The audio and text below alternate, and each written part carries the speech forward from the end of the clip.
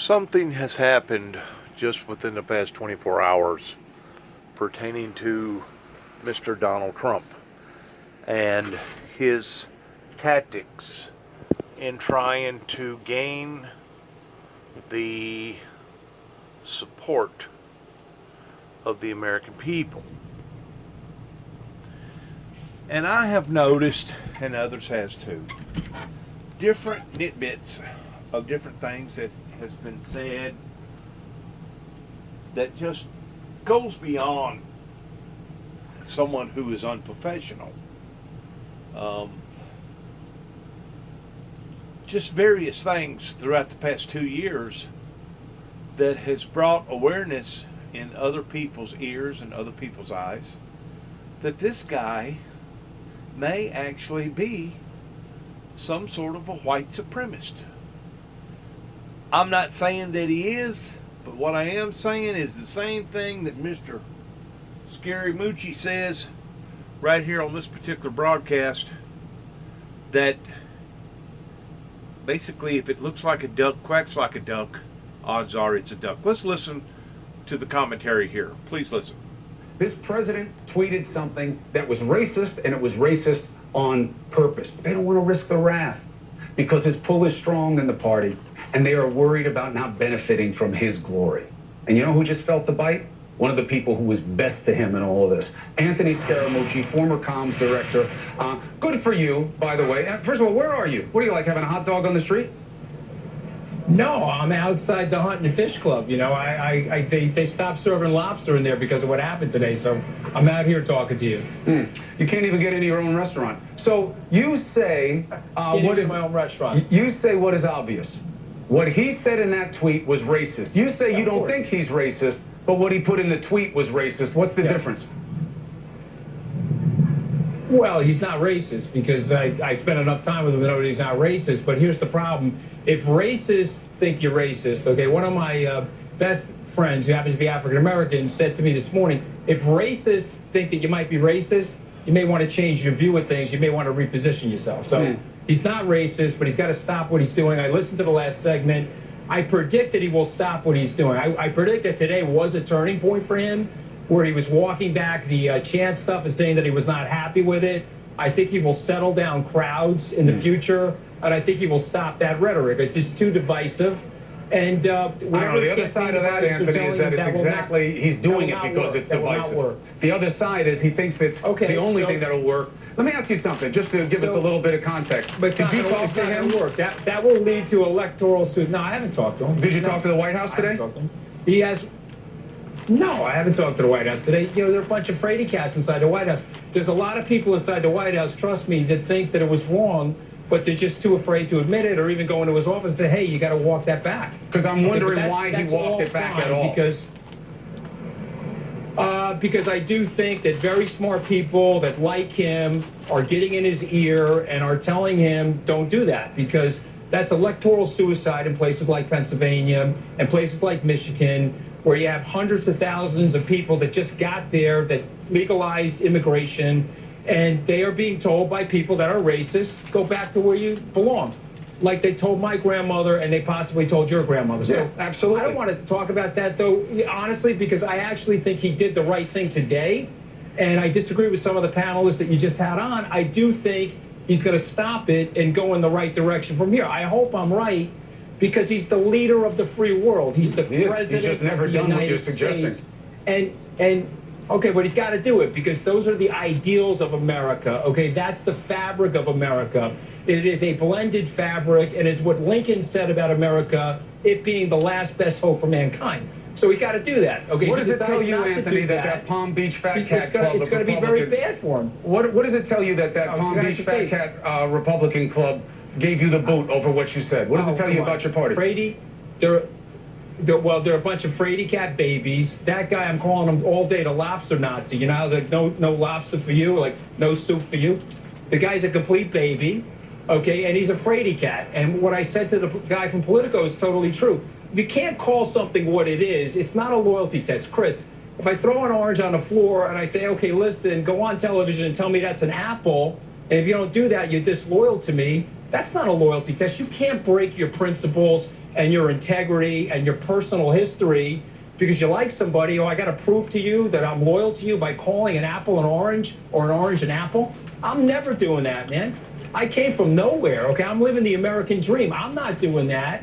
And when I'm calling on my fellow Republicans, the elected officials, tell them the truth.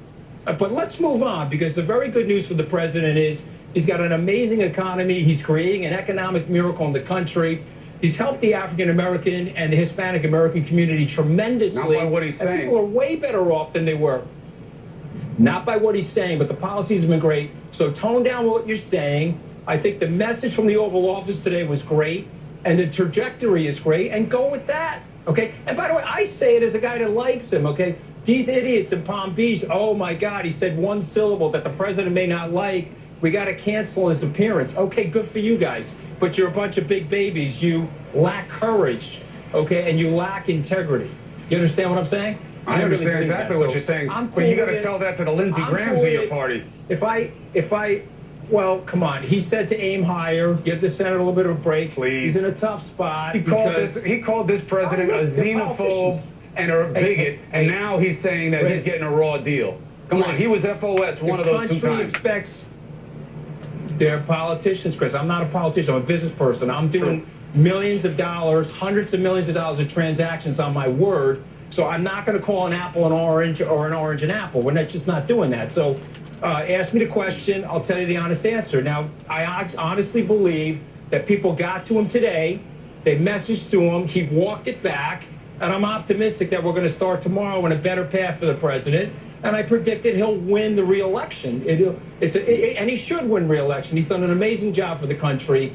But tone down the language that's going to light people up in a way that's divisive in the country. Don't do that. Well, look, and the thing is, he's doing it on purpose. Not like he's making mistakes. But Anthony Scaramucci, I appreciate your candor. You may be out on the street with your party, but I know that your heart is in the right place. I'm out on the street. I'm out on the street. My hair's getting frizzy because I know you're jealous of my hair. You got a nice head of hair. I'll give you. You also tell people you're 5'10". So in terms of when you tell the truth and when you don't, you know. I'm 5'10" on my license. Okay, let's just put it that way. Right. Okay? That's probably the only place where I'm 5'10", Chris. Anthony Scaramucci, thank you for doing this for me tonight. Get back inside before you get too wet. Be well. And isn't that interesting? The guy who was his comms director, and sure, he's defended him. He's pissed a lot of people off with what he said in defense of this president. But this is so obvious that there was only one answer for him to give. Now he's being punished by his party. Such an ugly, contentious week in Washington that it turned the House chaplain's morning prayer into what I saw as like a potential exorcism. Look at this. In your most holy name, I now cast out all spirits of darkness from this chamber. Spirits not from you. May your spirit of wisdom and patience descend upon all, so that any spirit of darkness might have no place in our midst. Gee, I wonder what he was talking about. He told us later. He said, look, you know, it's about this racism and what's going on. And how about all the people who are listening in there on the right side of the aisle when they have done nothing? You literally had to have your chaplain say he wanted to remove the darkness. You know what the scene should have looked like? Let's bring in D. Lemon. I was expecting more of a scene like this one. I know what you're going to do. I know what you're going to do. The power of Christ compels you! The power of Christ compels you! Line. The power of Christ compels Compels you! you. I was looking at that scene before it came up. The power, and then they finally get her down in the bed and they strap her down. Yeah, but things don't get much better after that. But No, look, that's when the peas come out of her mouth and everything. it's so ugly that the chaplain has to say a prayer to remove the spirits of darkness from the House chamber.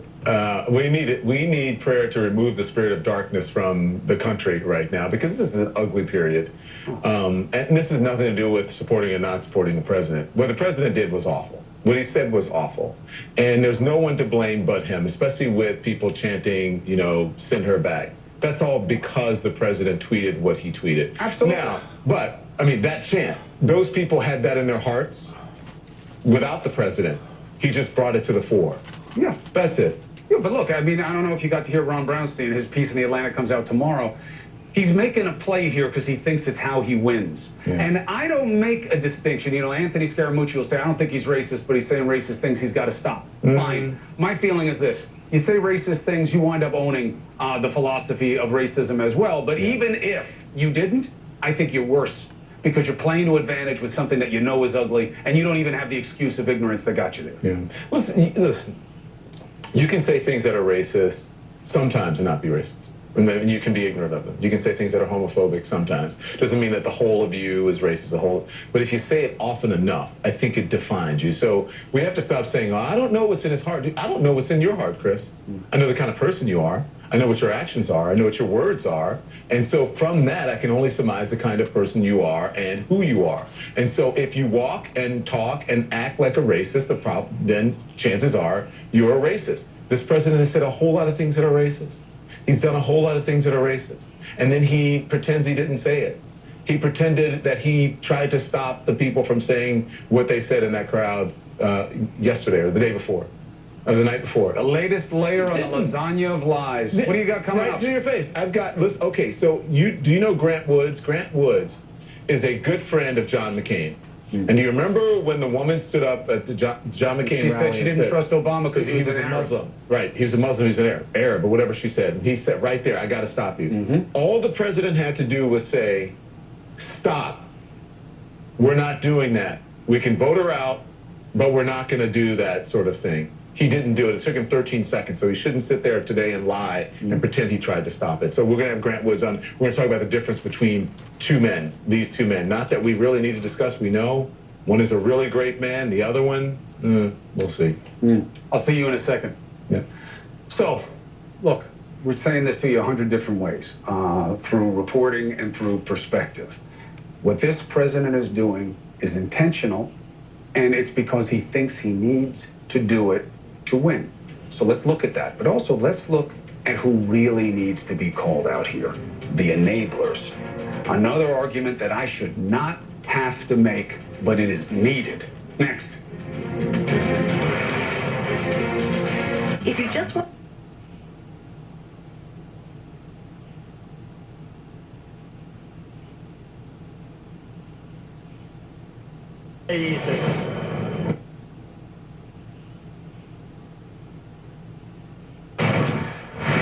I ask you, is this the face of a man who disagrees with what's happening around him? Omar has a history of launching vicious anti-Semitic screeds.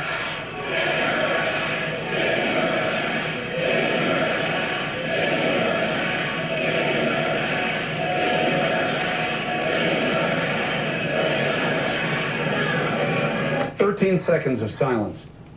You saw him, he was just taking it in. There was no rejection, there was no disapproval. 15 hours later, this president tried to defy what you just saw. They started speaking very quickly. It really was a loud, I disagree with it, by the way, but it was quite a chant. And I felt a little bit badly about it. So he's against it, even though he inspired it. But he was impressed by it, though he felt badly about it. This is also known as lying. But once again, his party took whatever cover they could find.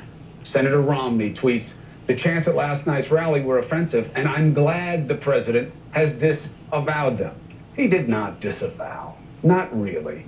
And others in the party just keep ducking. Senator Cruz said he's not interested in color commentary. Senator Cornyn said he hadn't seen it and walked into a hearing. Senators Rounds and Moran reportedly said the same. Look, the problem here is that the president's trying to have it both ways. Feed the base its outrage, and then try to convince the rest of you that his actions aren't outrageous. Here's the proof. Did David Duke endorse me? Okay. All right. I disavow, okay? A disavowal with a shrug. 2 days later, to Jake Tapper. I know nothing about David Duke. I know nothing about white supremacists. Certainly, I would disavow if I thought there was something wrong. But you may have groups in there that are totally fine, and it would be very unfair. So give me a list of the groups, and I'll let you know. Okay, I mean, I'm just talking about David Duke and the Ku Klux Klan here, but... I don't know any, honestly, I don't know David Duke. No good groups among white supremacists, by the way. What's he doing? He's struggling. When you're struggling to disavow white supremacists, it's a problem. When you see a moral equivalency between those fighting for the Confederate flag and those fighting against it, that's a problem. And of course, picking on women of color and telling them to go back to the countries they come from when they were born here or are U.S. citizens is a big problem. I want to back up what he just said about the Confederate flag. Let's back it up real quick. I argue this. And of course, picking on women of color and telling them to go. I didn't go far enough, sorry. All right. Very unfair. So give me a list of the groups and I'll let you know. Okay, I mean, I'm just talking about David Duke and the Ku Klux Klan here, but I don't know, honestly, I don't know David Duke. No good groups among white supremacists, by the way. What's he doing? He's struggling. When you're struggling to disavow white supremacists, it's a problem. When you see a moral equivalency between those fighting for the Confederate flag and those fighting against it. All right. I want to bring out an important point pertaining to what that I have said about the Confederate battle flag. I have made statements that the Civil War here in America did not and was not started based around slavery. The reason why is because slavery was already legalized in a couple different states. Civil War was based around territorial rights. It just so happens, in the mix of it, that's whenever slavery become part of the Civil War. The fact of the matter is, the battle flag, the Confederate flag, was a flag that represented battle, that represented war, that represented bloodshed. I occasionally will fly that flag in the regard of an anti-battle flag, an anti-war flag, an anti-bloodshed flag. Because the fact of the matter is, there was a lot of hatred and a lot of evil that possessed that Confederate flag, even though it had been discontinued by various government officials at that time over in North Carolina. It's still the principle of that flag. Now, what's going on here with Trump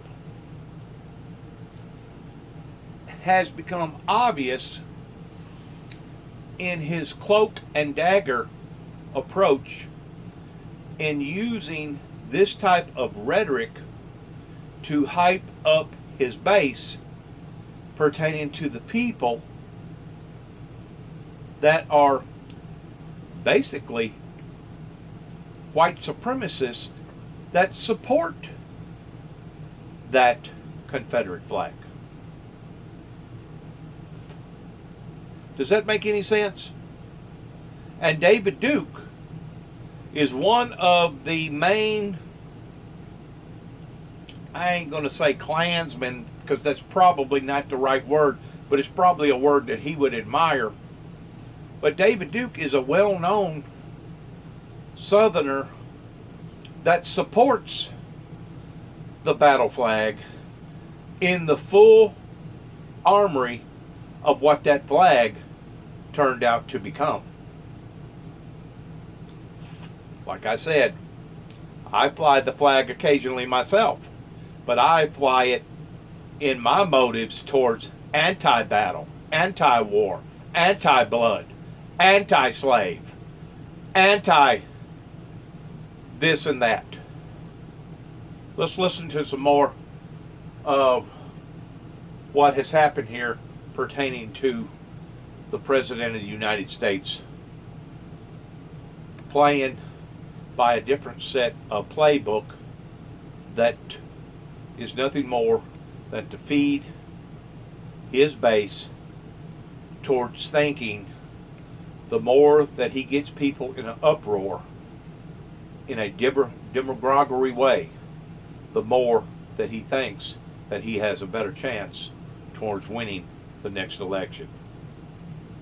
And there does come a time, I repeat, there does come a time that a person has to make a rightful, conscious decision towards, okay, am I going to go the popular vote, or am I going to go what my conscience can live with after the chips has fallen?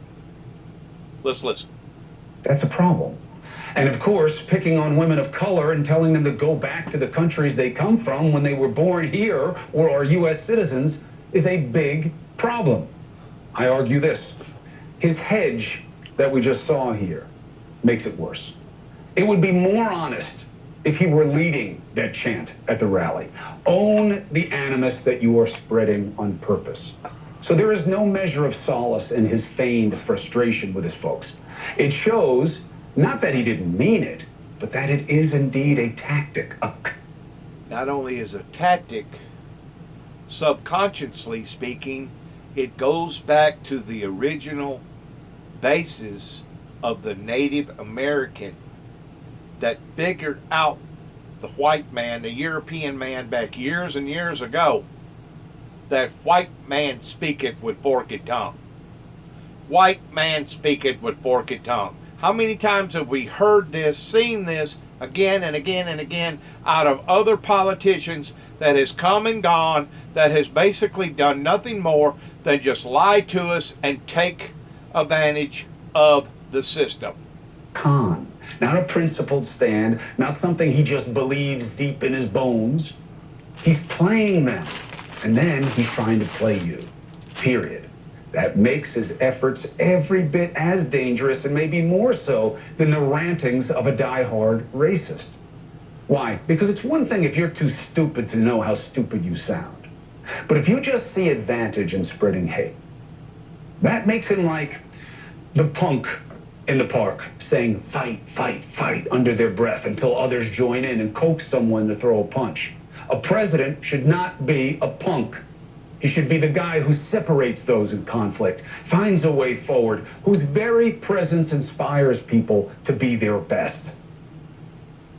But how are you going to do that if you're burning the candle on both ends? You see, Donald Trump is not a professional politician. If he was a professional politician, we wouldn't be able to see through him as much as what we're seeing through him. And because he's basically just a circus and a clown in the circus, people are starting to see through his motives. They're starting to see his intent. They're starting to see where he's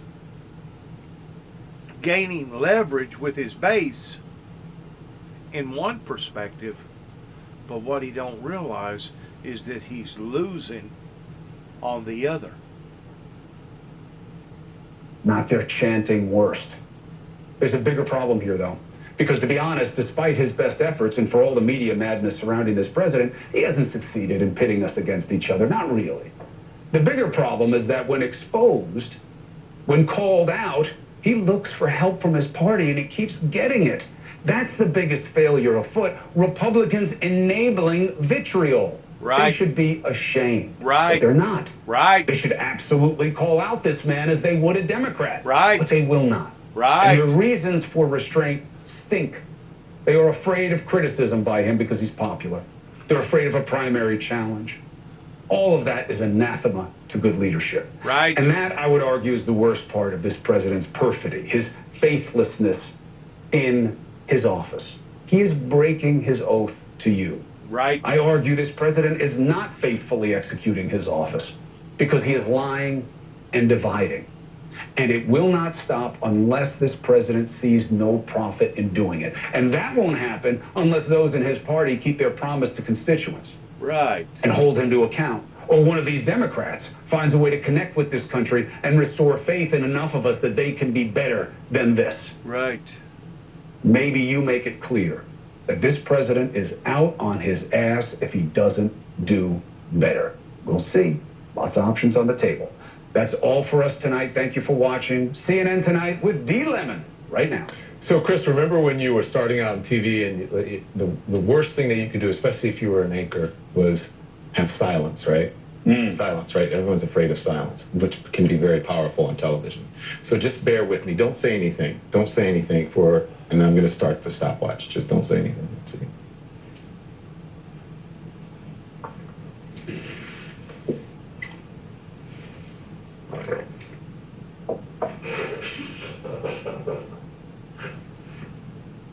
That was 13 seconds. It was a long time, wasn't it? Long time. I had several different thoughts about you during that moment. Do you get my point? I do, 100%. And he's lying. He's lying because he liked it. He needs it at this point. And he could have stopped it, but he didn't. He wants those people to have their outrage fed, and then he wants the rest of us to think what he does isn't that outrageous. Yeah. I watched, I was surprised by when he said, I was like, really? Okay, fine. But then maybe I shouldn't be so surprised. But then I watched Kevin McCarthy try to defend what the president said. And I said, did Kevin McCarthy not see the tape, or is he just... Oh, he saw it. Then what is he doesn't want to lose his position. He doesn't want Trump to turn it on him and get primaried and lose the way others have. You know, Sanford's thinking of running about him. Yeah. He knows what it's like to get bit in the ass by this president.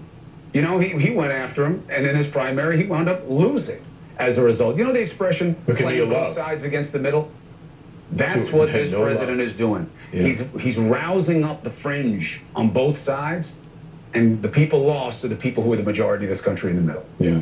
I just, you know, for when I said to you last night about, are people going to look back, people who are chanting, are they going to look back in years and say, oh my gosh, I hope they don't see my face or my grandkids? And I don't know. I just wonder what the people around him will do as well, especially the higher profile people like McCarthy or like an Ivanka or Jared or any of those. What are they gonna say about their action or inaction for not shutting down blatant racism and xenophobia? Listen, it's a very strong draw when you benefit from what you're being asked to oppose. Obviously, you know, it's your father. Forget it. It's almost impossible. But aren't you the most honest? I'm the most honest with the people I love and the people I know. Yeah, I go back and forth with my mom all the time. I'm like, Mom, this is not a guy. If you were around this president, I mean, look, you know, you've been here long enough now. You know, growing up, being around him, he doesn't have people around him who tell him what to do. Who check him on a regular basis. If you do that, you don't stay married to him. If you do that, you don't stay around him. And I'm not judging him or his personal life. I'm just telling you, that's how it is. And in terms of whether people are going to regret this, he didn't put that in their heart. He didn't put those words in their mouths. He gave them the idea, but that's who they are. He planted the seed. And because the seed was planted, he allowed for that audience to have a voice similar in regard to how Jerry Springer would do things up in Chicago towards rallying a group of people either for or against whatever subject that was going on. And now Donald Trump has picked up these same tactics in a crowd of people.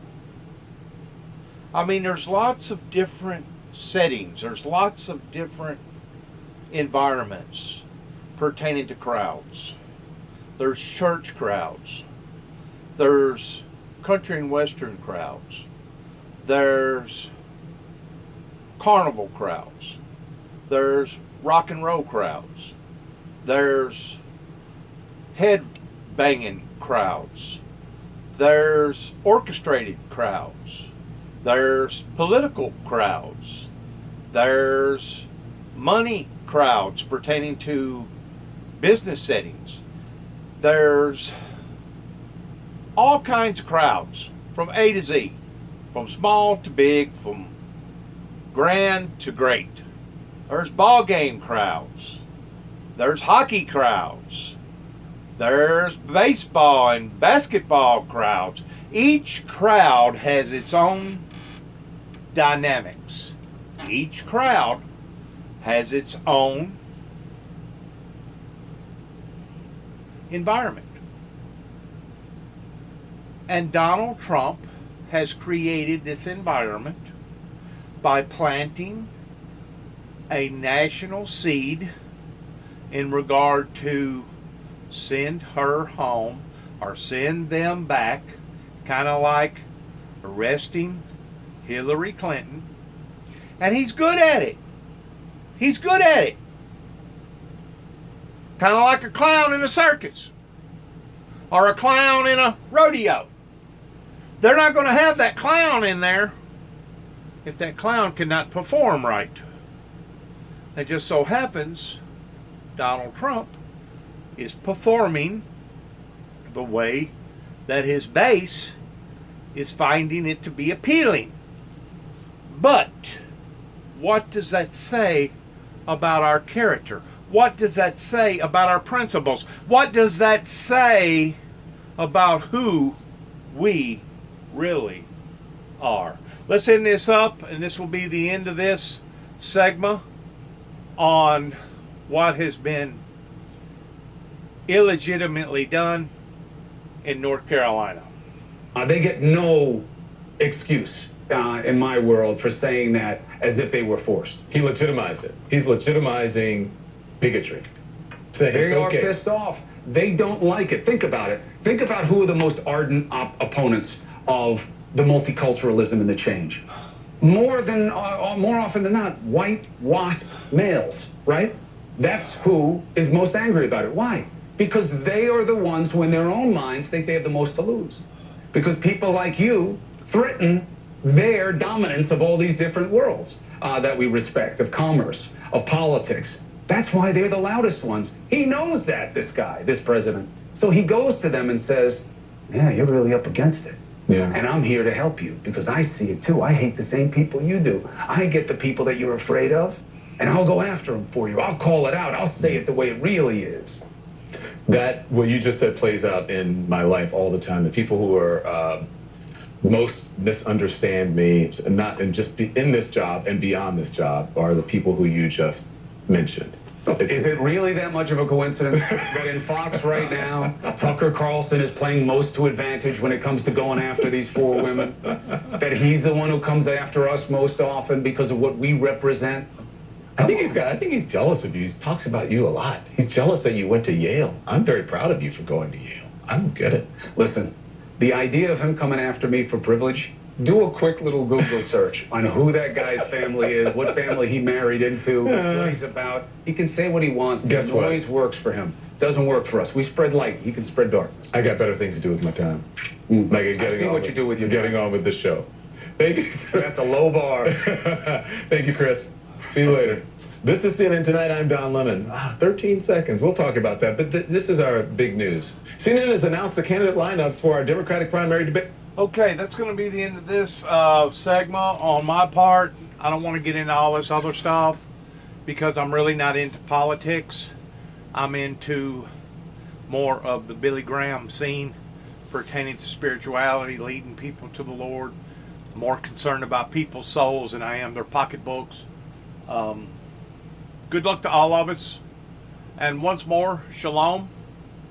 And if there's ever been a time that we really needed to stick together and become unified rather than divided, because the Bible is clear towards stating the fact that a divided house will not stand.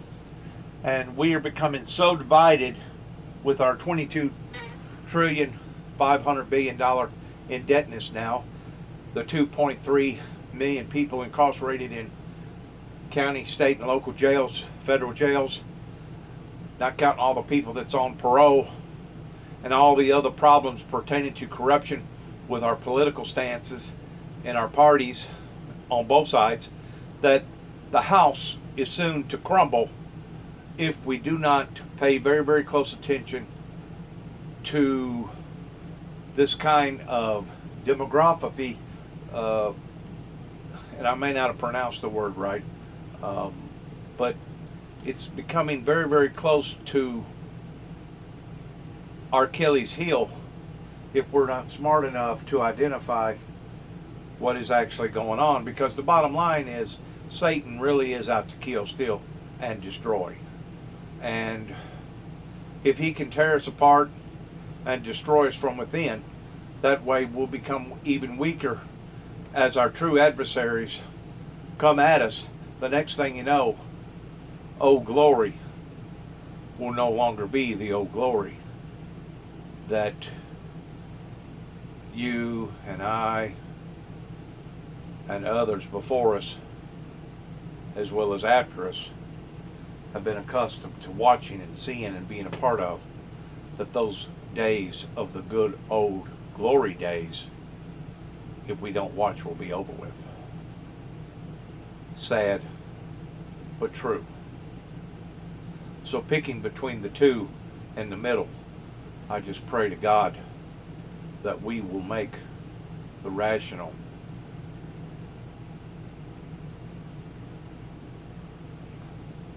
right decision for not so much for our own selves, but for our children and for our children's children of their future to come. Thanks again. Shalom.